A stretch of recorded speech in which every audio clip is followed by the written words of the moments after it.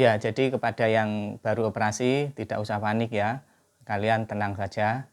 Tapi memang ada beberapa kemarin yang agak parah ya, pakai radiofrekuensi, katanya masih panasnya beberapa hari. Ini yang saya tidak apa ya, tidak bisa memberikan masukan karena itu saya hanya menduga-duga saja, mungkin panas selama seminggu itu ya karena memang efek dari operasi. Tapi yang jelas kalau ada benjolan, kalau ada sembelit, kalau ada penyempitan itu sesuatu yang normal. Yang tidak perlu menjadi trauma, menjadi momok, kemudian merusak pikiran, kemudian tidak mau makan, terus badannya jadi semakin berkurang berat badannya, itu juga kurang bagus. Jadi saudara-saudara,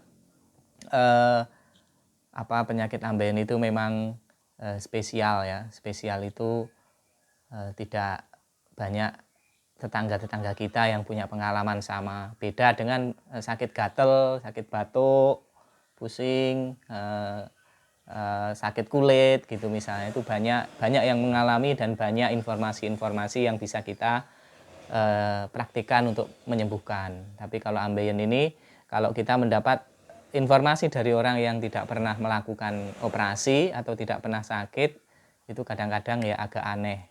Ada di YouTube itu yang di komentar itu dia setelah operasi dijenguk tetangganya, lalu tetangganya pada bilang, "Lo kok nggak pakai operasi ini? Itu orang sana teman saya pakai ini sembuh, ini pakai sembuh." Nah itu sama, saya juga seperti itu ketika ada yang menjenguk, karena memang selama ini beliau-beliau tidak tahu ya, tidak tahu kalau kita punya ambeien karena kita juga tidak memberi pengumuman, tidak diumumkan. Jadi begitu kita operasi orang datang, "Loh kenapa Pak tidak memakai ini itu loh, teman saya di ini itu bisa, ini tanpa operasi."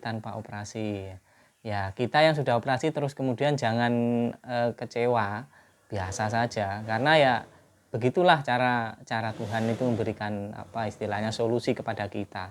Kita tidak harus tahu semua terlebih dahulu. Dan memang saya pengen yang ada pengalaman sembuh ya tanpa operasi itu komen gitu ya, komen di YouTube saya supaya bisa dilihat oleh orang-orang yang belum operasi dan pengen sembuh tanpa operasi. Misalnya cukup dioles minyak kempes rata seperti biasa ada apa enggak, minum ini kempes enggak kembali, benjolannya ada apa enggak. Itu saya sangat pengen kalau memang ada itu sangat baik bagi yang mau operasi. Tapi ya itu yang saya dapati malah beberapa orang itu kena prank, katanya minum ini sembuh. Terus datanglah dia ke orang pintar, terus begini-begini, habis begini ternyata enggak apa-apa. Ada yang katanya menawarkan obat alternatif ini setelah beri berapa juta gitu, ternyata sama saja hasilnya. Nah, terhadap yang seperti ini kita juga harus teliti. Kita jangan gampang terpengaruh. Bertanyalah kepada ahlinya itu dokter. Mungkin yang kedua adalah orang yang punya pengalaman operasi. Dia bukan dokter tapi dia mempunyai pengalaman. Jadi kira-kira seperti itu supaya kita mendapatkan informasi yang valid. Nah, kepada yang hari-hari ini sakit, gimana? Masih kuat kan ya? Tetap harus kuat, nggak usah nggak usah sambat terus ya. Itu sakit kalian yang bagi operasi yang hari ini baru dapat seminggu atau 2 minggu, sabar, tunggu sebulan lagi atau 2 bulan lagi. Waduh, kelamaan ya istirahat. Ya memang sakitnya seperti itu, nggak usah disesali. Memang sakit ambeien seperti itu. Kita harus istirahat agak panjang setelah operasi. Nah, di sela-sela istirahat itu jangan digunakan untuk mikir, ini gimana ya nantinya, ini gimana ya, saya ini apa bisa normal ya. Sudah jalani saja, nggak usah takut kehilangan kesempatan ini itu ya. Memang kadang-kadang sebagai manusia saya juga kadang berpikir, waduh ini nggak bisa kerja normal lagi, nggak bisa aktivitas seperti biasa. Itu normal pikiran manusia memang seperti itu. Tapi kalau kita bisa mengikhlaskan, kemudian kita bisa seleh, orang Jawa itu seleh ya. Insya Allah selalu ada solusi yang lebih baik daripada kita terus sambat, kita terus bersedih, kita terus berpikiran yang negatif. Jadi nggak usah khawatir soal rezeki ya.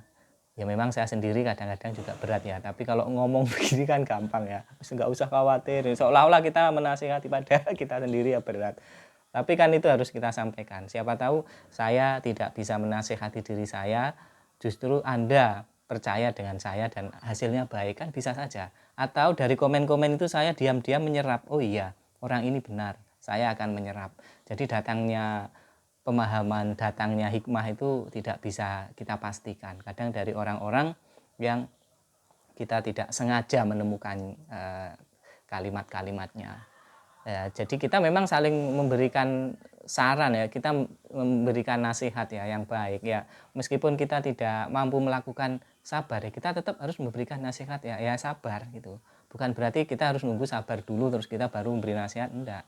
Ya kalian yang belum sabar juga bilanglah ke saya atau ke teman-teman sabar. Jadi saling menasihati itu ada dalilnya juga ya. Seperti itu saudara-saudara. Ini kalau bagi yang masih bertanya soal benjolan, balik lagi benjolan. Itu kalau masih seminggu, 2 minggu, sampai sebulan itu biasanya belum kempes. Banyak yang tanya kempesnya berapa lama. Saya itu 1,5 bulan kalau boleh saya katakan ya. Nah, sambil diolesi minyak tawon atau minyak apalah yang disarankan oleh dokter. Sambil kita menjaga makanan, itu kuncinya.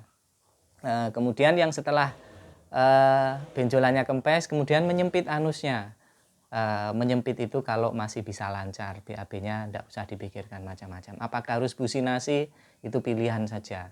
Saya tidak melakukan sama sekali businasi karena sudah terlambat. Nah, tapi alhamdulillah sekarang lancar BAB-nya, tidak ada kendala. Saya melakukan aktivitas seperti biasa. Ada yang khawatir setelah operasi itu tidak bisa normal ininya, terutama yang laki-laki, tapi itu tidak terjadi pada saya. Alhamdulillah. Semoga buat kalian juga sama ya, tetap normal seperti sedia kala. Dan memang dari berbagai kasus yang ada di komentar itu ada kecenderungan beberapa yang perempuan itu sembuhnya agak lebih lama daripada yang laki-laki. Ini meskipun tidak valid tapi beberapa kali seperti itu. Saya terpanjang ada informasi sembuh itu sampai 4 bulan. Itu ibu-ibu itu baru 4 bulan lebih sedikit tuh baru berani naik sepeda motor, sebagai indikasi itu sudah sembuh. 4 bulan itu, selama 3 bulan beliaunya itu kalau dianya itu kalau BAB berdiri, tidak berani cebok, diceboki ibunya atau suaminya karena saking traumanya. Tapi setelah 4 bulan lebih kemudian bisa sembuh. Sembuhnya dia sudah bisa naik motor keliling kampung dan digodai tetangga-tetangganya. Itu 4 bulan. Jadi bagi ibu-ibu itu yang masih 2 bulan, masih 3 bulan itu ya bersabar dulu. Mungkin agak lama sembuhnya. Meskipun juga ada yang sebulan itu sudah bisa naik motor. Tadi baru komen juga ada di YouTube itu. Silahkan disimak-simak ya komennya teman-teman yang lain di kolom komentar YouTube ini, silahkan disimak-simak. Siapa tahu dari situ saudara-saudara bisa menemukan jawaban ya, atau menemukan ini semangat ya, seperti itu. Jadi bukan murni dari saya saja, banyak yang dari situ yang juga berpengalaman dan punya pengalaman, tapi mungkin enggak bikin YouTube gitu aja. Malu mungkin ya, tapi kok saya kan sudah enggak malu los. Jadi seperti itu ya saudara-saudara. Selamat menjalankan aktivitas atau selamat beristirahat, tetap semangat, nggak usah mikir yang aneh-aneh. Kalau kuat jalan-jalan, pakai aja jalan-jalan gitu ya. Kalau masih kuat piknik, pakai aja piknik dekat-dekat, biar nggak di dalam rumah terus suasananya menjadi mungkin tidak nyaman. Oke, sampai jumpa lagi pada video-video berikutnya. Jangan lupa like, comment, and subscribe supaya video ini saya bersemangat untuk membuat kontennya. Assalamualaikum warahmatullahi wabarakatuh.